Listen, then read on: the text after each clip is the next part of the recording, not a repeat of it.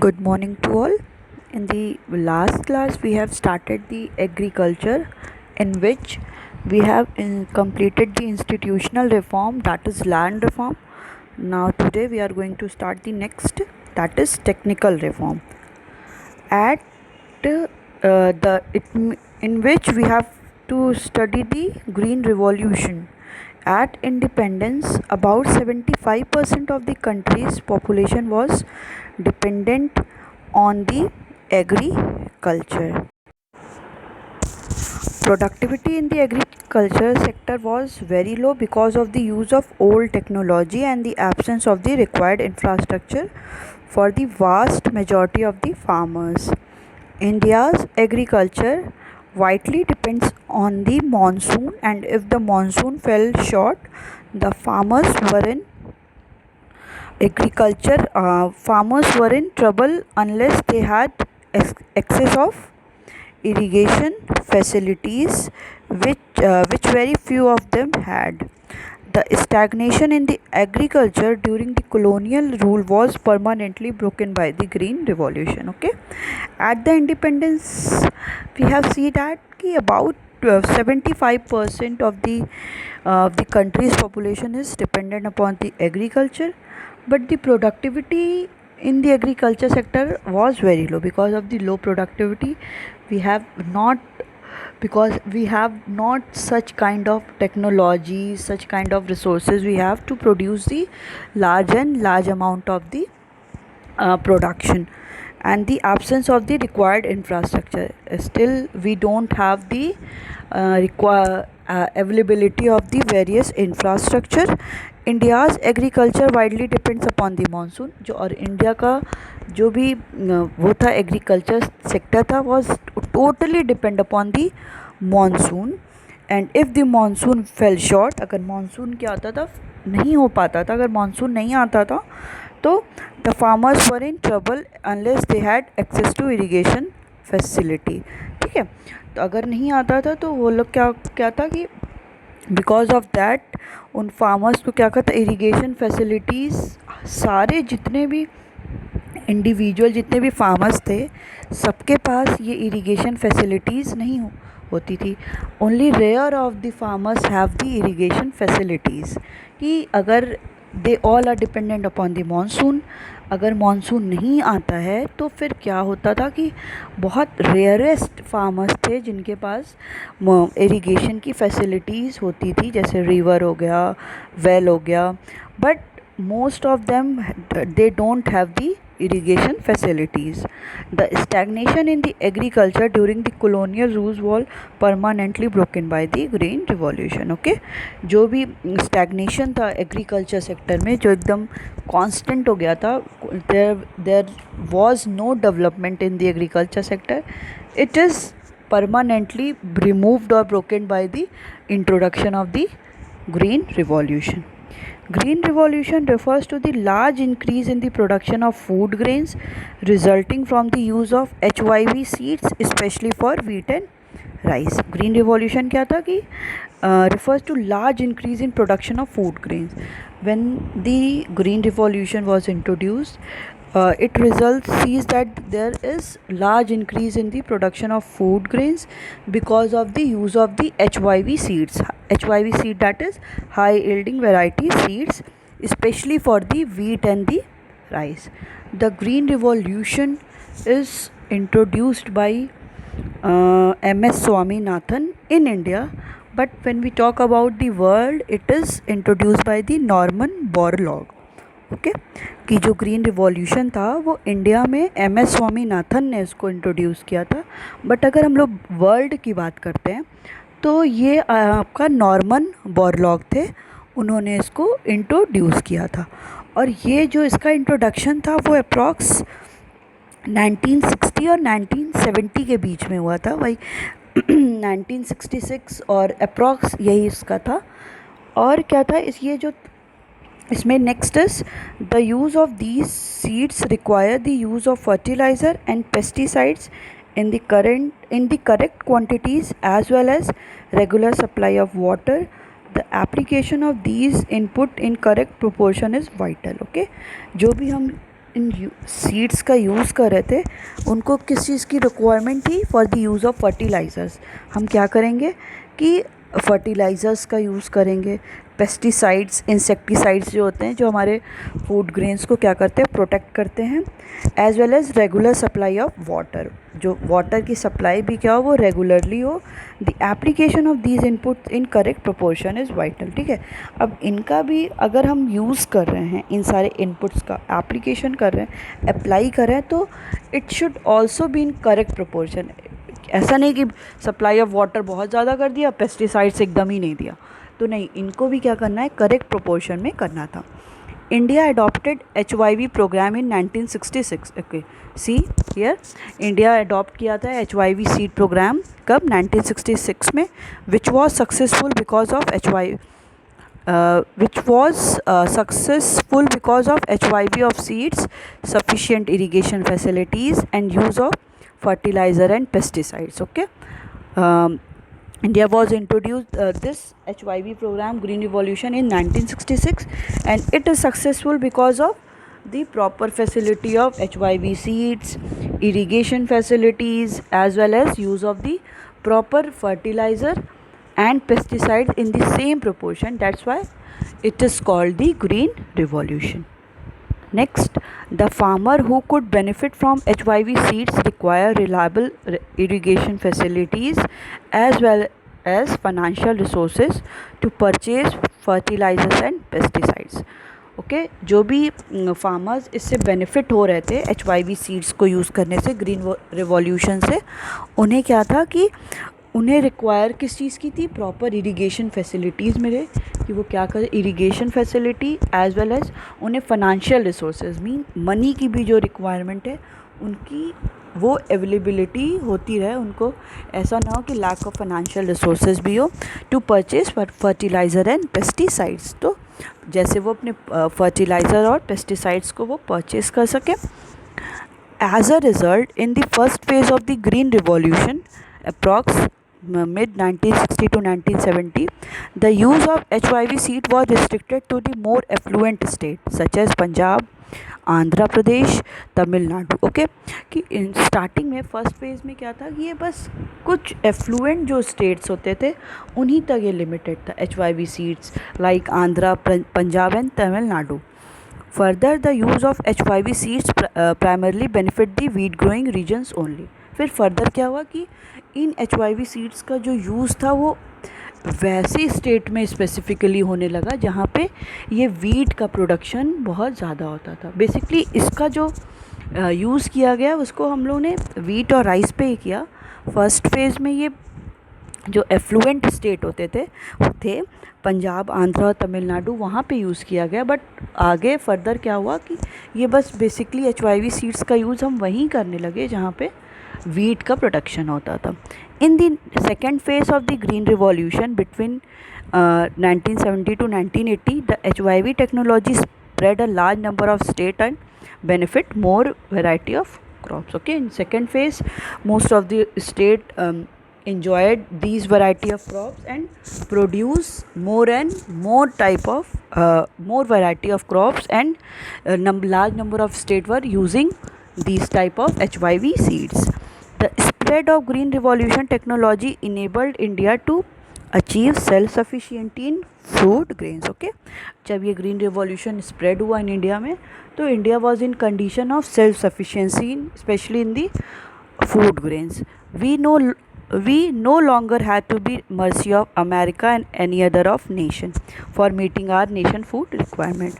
Now we are not dependent on the other country, America and others nation for the meeting of the our nation food program. जो भी हमें food की requirement होती थी, अब हम क्या थे, अब हम लोग सेल्फ सफिशिएंट हो गए। अब हमें किसी और कंट्री पे डिपेंडेंट होने की नीड नहीं थी। Achievement of green revolution, first one is commercialization of agriculture. If large proportion of increased agriculture produced is sold in the market by the farmers, the higher output can make difference to the economy. Okay, अभी क्या हो रहा था कि जो production था commodity का, means जो भी फूड ग्रेन्स थे, वो पहले के कंपैरेटिवली ज़्यादा होने लगे। तो इसमें क्या था कि if large proportion of increase agriculture produce is sold in the market, कि जो एग्रीकल्चर का जो प्रोड्यूस किया गया था प्रोडक्ट, अगर उनको क्या है कि मार्केट में सोल्ड करने लगे, the higher output can make a difference to the economy. जो हायर आउटपुट प्रोड्यूस हो रहा था वो बहुत ज़्यादा इकॉनमी में डिफरेंस करने लगा। पहले हमारी इकॉनमी ग्रोथ इतनी नहीं कर रही थी, बट अभी क्या था कि जब हम लोग मोर गुड्स का प्रोडक्शन करें तो इससे क्या था कि इकॉनमी में difference we can see that agriculture become the both subsistence farming and commercial farming. ठीक है, एग्रीकल्चर क्या है कि बोथ है, सब्सिस्टेंस भी है, मीन्स कि from which we can maximise our basic needs, कि हम बेसिक जो भी हमारी नीड्स होती थी उनका फुलफ़िल कर लेते थे। We can fulfil our basic needs specially for the food grains and the commercial farming, means कि हम इतना हमारे यहाँ प्रोडक्शन होने लगा कि हम अपनी सब्सिस्टेंस नीड तो फुलफ़िल कर ही रहे थे फूड अटेन करने की। अभी से क्या था कि जब बहुत एक्स्ट्रा जब प्रोडक्शन हो जा रहा था तो उसको हम लोग मार्केट में ले जाके सोल्ड आउट भी कर रहे थे and then we earn a profit. Green revolution resulted in marketable और मार्केटेड सरप्लस। ठीक है, ग्रीन रिवॉल्यूशन के थ्रू क्या हुआ, मार्केटेबल और मार्केटेड सरप्लस भी हुआ। What is marketable surplus is, marketable surplus refers to the that part of agriculture produce which is sold in the market by the farmer after fulfilling their own consumption requirement। Okay, marketable surplus क्या होता था कि वो agriculture का produce जो कोई भी farmer क्या करता था अपने मिनिमम सब्सिस्टेंस के लिए क्या करता था, उसको छोड़ देता, रख लेता था रिक्वायरमेंट के लिए, अपनी कंजप्शन रिक्वायरमेंट के लिए, फिर उसके बाद वो क्या कर देता था, उसको मार्केट में सोल्ड कर देता था। मीन्स अपने सरप्लस को पहले वो अपने सब्सिस्टेंस के लिए रख लेता था कि वो जो भी अपनी फुल बेसिक नीड है फूड की उसको फुलफ़िल कर ले, और जो एक्स्ट्रा है इसके पास वो उससे क्या कर देता था, उसको मार्केट में सोल्ड कर देता था। तो ये commercialisation of agriculture will also started. A good proportion of the rice and wheat produced during the green revolution period was sold by the farmers in the market। Okay, वही जो good proportion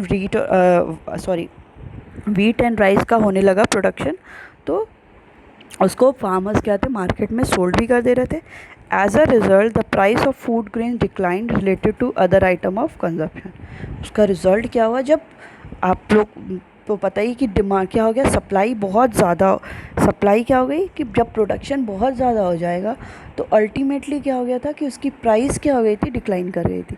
means as comparison to other items, कि अभी क्या है wheat का production बहुत ज़्यादा हो गया, तो वीट का जो इतना ज़्यादा उसका प्रोडक्शन हो गया है, तो हम अगर दूसरे कमोडिटी के साथ कंपैरिजन करते हैं तो हम ये देखे थे कि लोग क्या है, अगर वीट को यूज़ उतना ही करेंगे ना जितनी इनकी रिक्वायरमेंट है, तो अदर आइटम के कंपैरेटिवली प्रोडक्शन किसी चीज़ का बहुत ज़्यादा होने की वजह से उसकी प्राइस भी क्या कर गई थी, डिक्लाइन कर गई थी। The low income group who spent a large percentage of their income on food benefit from the decline in the relative price. जो लो इनकम ग्रुप के इंडिविजुअल थे वो क्या थे, पहले वो they are not able to fulfil their needs specially in the food crop, but अभी क्या था, वो लोग क्या था कि अब प्राइस के डिक्लाइन होने से वो उनका भी कंजप्शन कर ले रहे थे। The green revolution enabled the government to procure sufficient amount of food grains to build a stock which could be use in time of food storages. अभी ग्रीन रिवॉल्यूशन की वजह से गवर्नमेंट ये भी इनेबल हो गई कि जब कोई भी कमोडिटी का वीट राइस ये सब का ओवर प्रोडक्शन हो रहा था तो उसको as a stock warehouse में भी वो रख ली, कि in case of food shortage अगर ऐसा प्रॉब्लम आती है तो वो क्या करेगी कि अपने वेयर हाउस और स्टोरेज से उसको वहाँ से विदड्रॉ करके उसको यूज़ कर सकती है। तो प्रोडक्शन इतना ज़्यादा हो गया था कि अबंडेंट हो गया था, तो इसलिए गवर्नमेंट ने ये भी किया कि उसको as a storage as a store भी करके रख लेते हैं। Increase in production and productivity. The green revolution resulted in multiple rise in food production. कि ग्रीन रिवॉल्यूशन का रिजल्ट ये हो गया था कि मल्टीपल राइज हो गया था फूड प्रोडक्शन में, फूड का प्रोडक्शन बहुत ज़्यादा हो गया था। It helped in recovering the country from regular food shortage in the pre revolution period. Okay, pre revolution means कि जब ये रिवॉल्यूशन आया ग्रीन रिवॉल्यूशन, उसके पहले के कंपैरेटिवली इंडिया क्या थी, अपने को रिकवर करी थी from the regular food shortage. जो उसको रिवॉल्यूशन के पहले शॉर्टेज को फील करना पड़ा था, शॉर्टेज को फेस करना पड़ रहा था, वो अब क्या था, वो इंडिया उस सिचुएशन से रिकवर कर गई थी। The use of HIV of seeds brought manifold increase in the production of land in respect of food grains। Okay, जो HIV सीड्स के यूज़ करने से जो प्रोडक्शन लैंड का प्रोडक्शन था वो भी मैनीफोल्ड मीनिंग होती है कि मल्टीपल टाइम्स, कि वो भी मल्टीपल टाइम्स इंक्रीज़ हो गया था as comparison to the food grains. क्योंकि अभी क्या था, हम लोग प्रॉपर फर्टिलाइज़र्स का यूज़ कर रहे थे और कैसे कैसे हम प्रोडक्शन इंक्रीज़ कर सकते हैं, इरिगेशन फैसिलिटी, इन सारे की फैसिलिटीज़ के थ्रू जो लैंड का प्रोडक्टिविटी था वो भी क्या था, मल्टीपल टाइम्स इंक्रीज़ हो गया था। The rate at which production increase was continuously rising।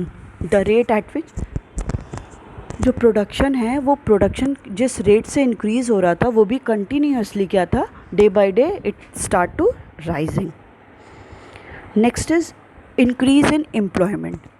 Green revolution helped in generating opportunities of employment। It led to effective use of labor and absorption of excess labor force in agriculture।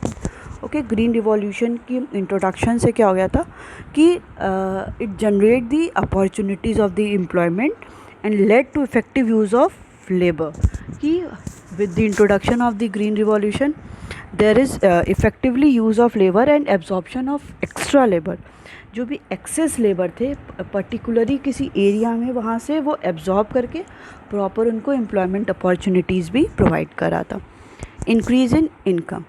When the people are in condition to have a employment, then they will also enable to generate a income। okay, कि अगर उनको क्या है कि अगर उनको employment opportunities provide कर दी जाएगी, then he or she is also able to incur more and more income also। The adoption of green revolution increased the income of the farmers। Initially, benefit of the increase in income were enjoyed by the farmer of few states like Punjab, Tamil Nadu, Haryana and Uttar Pradesh, but later on benefit spread to large number of state। okay, अभी क्या था कि जो income थी basically for the farmers it will also increases. पहले जो इसका introduction था वो कुछ एफ्लुएंट स्टेट में हुआ था, जैसे अभी पढ़ा था हम लोगों ने, बट अब क्या था कि वो पूरे ओवरऑल स्टेट में क्या था, इसका प्रोडक्शन इंक्रीज़ हो रहा था। All the state using HIV seeds, because of that the income of the farmers also increases. Next is self sufficiency. The spread of green revolution technology enabled India to achieve self-sufficiency in food grains। India no more was dependent on the foreign countries in this regard। okay, now the country is able to self-sufficient in food item and they are not dependent now to for their food sufficiency or food requirement। okay, next is industrial development as a result of green revolution। Green revolution के result में industrial development भी हुआ।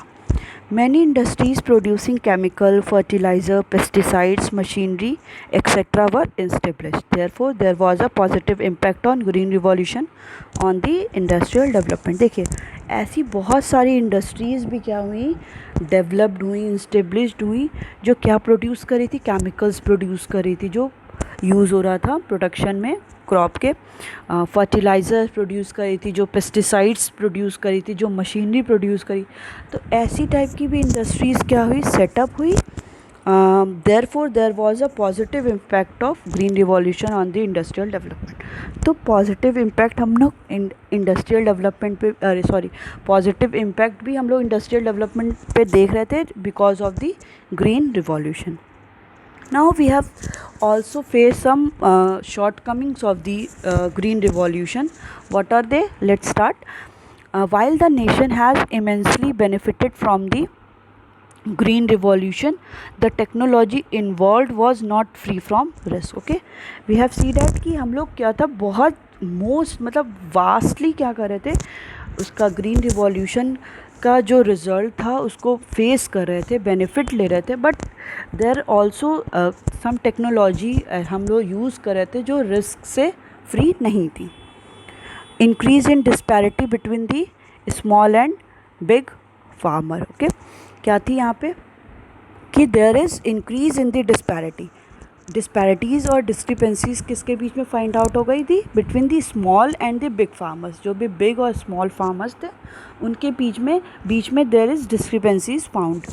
On such risk was the possibility that it would increase the disparities between the small and big farmers, since only the big farmers could afford the required inputs, thereby reaping most of the benefits of the Green Revolution.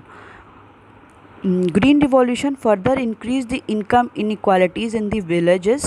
Due to Green Revolution, the rich farmers earn more revenues as comparison to poor farmers because of the lack of funds with them. Okay, देखिए सबसे बड़ा risk क्या हो गया big farmers और large farmer की, कि only large farmers was able to purchase and to use the all the incentives and all the facilities which is provided by the government। कि वो क्या थे, वो जितनी भी लार्ज फार्मर्स थे उनके पास ही क्या होता था, लार्ज अमाउंट ऑफ फंड होता था, तो वो क्या करते थे कि वही एबल होते थे कि वो जो भी सारी फैसिलिटीज़ प्रोवाइड हो रही है उसको वो एक्वायर कर सके, कि वो सारे जो भी पेस्टिसाइड्स हैं, इंसेक्टिसाइड्स हैं, फर्टिलाइज़र है, ये सब का प्रॉपरली यूज़ कर ले। तो इसकी वजह से क्या था कि there is discrepancies found between the small and the big farmers. और स्मॉल फार्मर्स क्या थे, they are not able to acquire those fertilizers, pesticides, और because of that there is difference between the income of the both big and the small farmer. कि उनकी वजह से क्या हो गया कि अब वो प्रोडक्शन कर ही नहीं पा रहे थे, वो कमोडिटी का प्रोडक्शन कर नहीं पा रहे थे, because they don't have the availability of the all the facilities. तो इनके बीच में क्या हो गया कि डिफरेंस हो गया किस उनके इनकम का, कि बिग फार्मर्स प्रोडक्शन कर रहे थे, by producing the commodity the income generation will be held, but उसमें क्या था, स्मॉल फार्मर्स तो प्रोडक्शन कर नहीं पा रहे थे because of the lack of availability. तो उनकी इनकम क्या थी, लेस अमाउंट में थी। तो एक ग्रीन रिवॉल्यूशन की वजह से एक डिस्क्रिपेंसीज भी फाउंड हो गई between the small and the large farmers. Second is risk of paste attack. More over the HIV crops were also more prone to attack by pest. The small farmers who adopted this technology could lose everything in a pest attack. However, the risk of the pest attack was considerably reduced by the services rendered by the research institute established by the government. देखिए जो HIV crop थे वो also more prone to attack by the pest, वो और ज़्यादा इसमें chances थी कि जो पेस्ट थे जो भी वो क्या करते थे, अटैक कर देते थे। जो भी इंसेक्ट्स होते हैं उनको सारे पेस्ट बोलते हैं ना, कि वो क्या थे, अटैक ज़्यादा करते थे। The small farmer who adopted this technology could lose everything in a pest attack.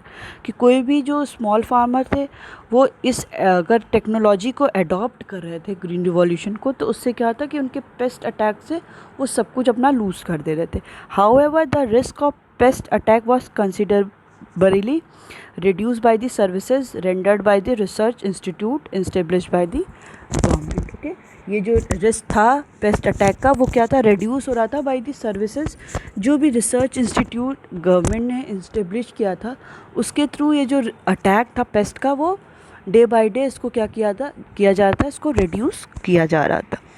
Limited crops. The effect of green revolution is confined to the limited crops like wheat, rice, bajra, maize, etc. It has limited effect on commercial crops like tea, rubber, jute, etc. सबसे इसमें क्या था, एक बड़ा बहुत big disadvantage ये था कि it is confined with the limited crops like wheat, right, bajra and मेज़। बट इसका इफ़ेक्ट हम लोग कॉमर्शियल क्रॉप में नहीं देख पा रहे थे। कॉमर्शियल मीन्स कि जो हम लोग उसको which is sold in the market, तो उसको हम लोग T, rubber, jute, this kind of items पे हम लोग इसका इफ़ेक्ट नहीं देख पा रहे थे। बस HIV सीड्स का जो इफ़ेक्ट था विच always shown on the wheat, rice, bajra and maize. Next is regional imbalance. Effect of green revolution has been only in Punjab, Haryana, Tamil Nadu, Maharashtra, Uttar Pradesh and Andhra Pradesh. Thus there was regional inequalities. Okay, the effect of green revolution is focused on these states, but some states are out of it, and there is regional inequalities between the some states where it is not found and the state where it is can be implemented. Next is, however, these fear did not come true because of steps taken by the government. ठीक है, फिर ये भी था कि ये जो fair था वो नहीं आया बिकॉज ऑफ गवर्नमेंट ने इसके भी अगेंस्ट में कुछ स्टेप्स ले रखे थे. The government provided loan at the low interest rate to small farmers. Okay, government ने क्या किया था कि लोन को प्रोवाइड कर दिया था बेसिकली फॉर दी जो स्मॉल फार्मर्स थे, कि उन स्मॉल फार्मर्स के लिए गवर्नमेंट ने लोन प्रोवाइड कर दिया था eight the low interest rate. उनको वो बस स्मॉल रेट ऑफ इंटरेस्ट को देना पड़ता था और बेसिकली उनको लोन प्रोवाइड किया. गवर्नमेंट ने ये सारी फैसिलिटी भी प्रोवाइड की थी. The government provided subsidised fertiliser so that farmers could also have access to the needed input. Okay, government ने क्या किया गया था, सब्सिडाइज मीन्स फर्टिलाइज़र्स पे और भी अदर पे इंसेंटिव्स पे क्या कहते हैं, गवर्नमेंट ने सब्सिडीज़ प्रोवाइड किया था सो डैट कि every farmers can be afford that product. Since the small farmers could get the required input, the output on small farms could equate with the output on the large farms. ठीक है, ये सारी अगर subsidies government ने provide कर दी थी तो जो भी स्मॉल फार्म्स थे वो भी एक इक्वालिटी थे विद द लार्ज फार्म, क्योंकि वो सारी फैसिलिटीज़ जो लार्ज फार्मर्स यूज़ करते थे अपनी लार्ज फार्म पे वो अब स्मॉल फार्मर्स भी यूज़ कर सकते थे because of they have the availability and facility of the loan and the subsidised product.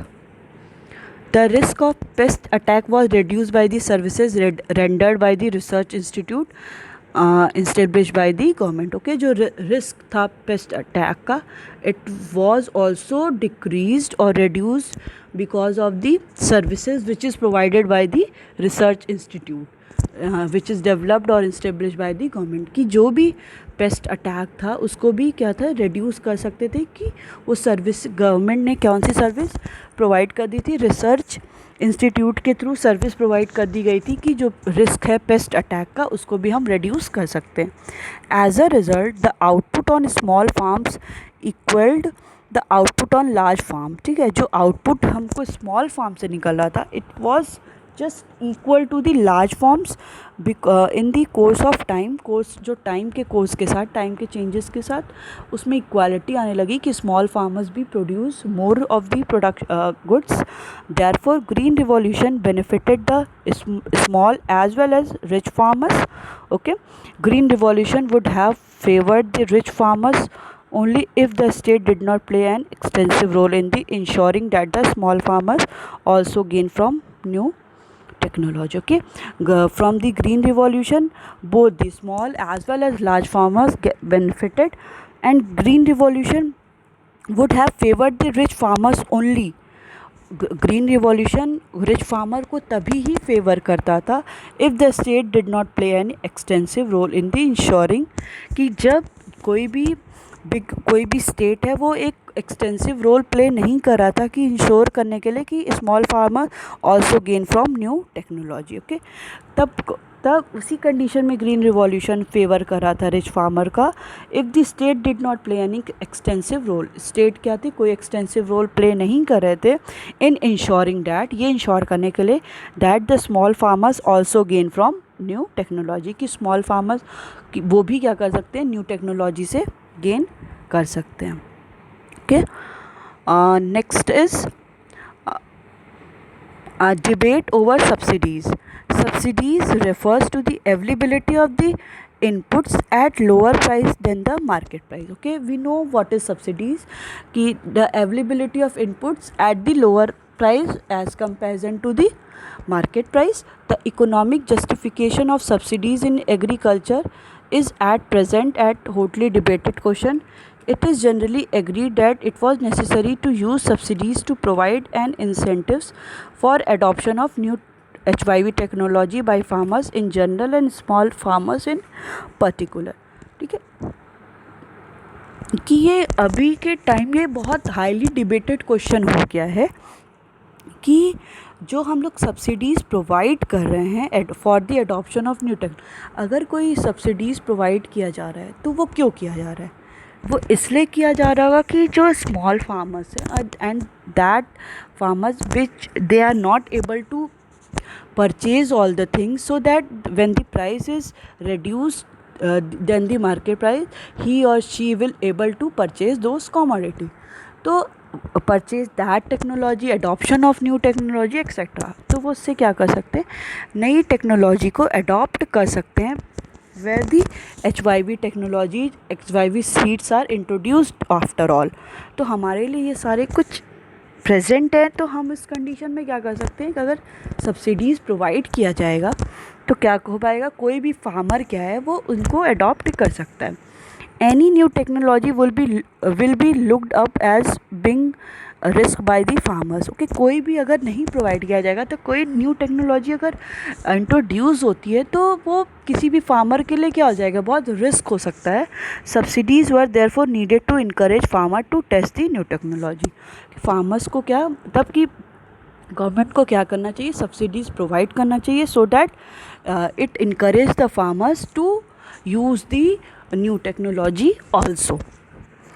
The first question is why subsidies should be given. कि why the government should given the subsidies. Government को subsidies क्यों देना चाहिए? The government should provide farmers with agricultural subsidies as farming in India is a risky business and needs to be encouraged to adopt new technology. जो government को provide करना चाहिए farmers को agricultural subsidies, because जो agriculture है वो क्या है, farming in India is risky, because कोई भी हम नहीं एक्सपेक्ट कर सकते हैं कि अभी मानसून आएगा कि नहीं, कोई भी फ्लड आ गया, ड्रॉट आ गया, तो ऐसी कंडीशन में ये जो एग्रीकल्चर है और फार्मिंग है बहुत रिस्क है. तो इसलिए क्या है कि न्यू टेक्नोलॉजी को अडॉप्ट करने के लिए सब्सिडीज़ को प्रोवाइड करना चाहिए. Next is most of the farmer are very poor and will not able to afford the cost of the new technology if subsidies are not given. अगर subsidies नहीं provide करते हैं तो जो सारे farmers हैं वो क्या हैं, they are poor and not able to afford the new technology, so that subsidies should be given. Eliminating subsidies will increase the inequality between the rich and poor farmers and violate the ultimate goal of equity. अगर हम eliminate कर देते हैं subsidies को तो it will discriminate between the large and small farmers, कि बस large farmer ही क्या कर पाएंगे, प्रोडक्शन कर पाएंगे. तो इससे क्या होगा, एक डिस्क्रिपेंसीज और डिस्टिंग्विश हो जाएंगे दोनों स्मॉल एंड लार्ज फार्मर्स, और ये जो हमारा गोल है इक्विटी का, it will not be completed. The argument was that the subsidies should be given only to poor farmers as these were largely benefiting to the fertilizer industry and big farmers only. There is also argument that the subsidies should be given only to poor farmers. कि जो farmer only जो poor farmers हैं उन्हीं को क्या करना चाहिए, subsidies देना चाहिए, as these were largely benefiting the fertiliser and big farmers only. Because but ये होता क्या है कि ये सारी फैसिलिटीज़ जो बिग फार्मर्स हैं उन्हीं को ही प्रोवाइड की जाती है. Next is why subsidies should not be given. हमें सब्सिडीज़ क्यों नहीं देना चाहिए. ऑल अदर्स आर दी कि why subsidy should be given, क्यों देना चाहिए. And the next is why subsidy should not be given. Some economics believe that the one technology is found profitable and is widely adopted, subsidies should be phased out since their purpose had been served. कुछ economics हैं वही कहते हैं कि अगर कोई technology को adopt करने के बाद हमें प्रॉफिट इंक्रीज़ हो गया तो हमें क्या करना चाहिए, जो भी हम सब्सिडीज़ प्रोवाइड किए वहाँ से उसको इजेक्ट कर लेना चाहिए और विड्रॉ कर लेना चाहिए, because the purpose has been served. जो हमारा पर्पस था कि लोग टेक्नोलॉजी को अडॉप्ट कर लें, तो वो पर्पस क्या हो गया, फुलफिल हो गया। Further subsidies are mean to benefit the farmers, but a substantial amount of fertiliser subsidy also benefit the fertiliser industry among farmers. ठीक है, सब्सिडीज़ आर बेसिकली क्यों होता है कि फार्मर्स जो हैं उनको बेनिफिट मिल जाए, और फर्टिलाइज़र्स वो सब्सिडीज़, वो फर्टिलाइज़र सब्सिडी प्रोवाइड किया जाए, so that they can purchase all the fertilisers from the fertilising industry and among farmers. की फर्टिलाइज़र इंडस्ट्रीज़ को भी सब्सिडीज़ प्रोवाइड करना चाहिए कि वो और ज़्यादा से ज़्यादा क्या करे, फर्टिलाइज़र का प्रोडक्शन करे, और फार्मर्स को भी देना चाहिए। The subsidies largely benefit the farmer in the most prosperous region. जो सब्सिडीज़ है वो बेनिफिट क्या करता है फार्मर को, जहाँ पे बहुत ज़्यादा प्रॉस्परस रीजन है, जो बहुत अच्छे रीजन है, बस वहीं पे ही क्या होता है, सब्सिडीज़ उनको मिलता है। Therefore it is argued that there is no case of continuing with the fertiliser subsidies. तो इसमें ये है कि जब एक प्रॉस्परस रीजन है जो ऑलरेडी एफ्लुएंट है, वहीं पे सब्सिडीज़ प्रोवाइड की जा रही है, तो हमें सब्सिडीज़ प्रोवाइड नहीं करना चाहिए। It does not benefit the target group. जो टारगेट ग्रुप है, जो जहाँ पे वहाँ पे डेवलपमेंट नहीं हुआ है, लो फार्मर्स है, जब उनको वो सारी सब्सिडीज़ मिल नहीं रही है, तो ऐसे इस जगह पे हमें क्या करना चाहिए, we do not provide the all the subsidies, and it is also the huge burden on the government finances.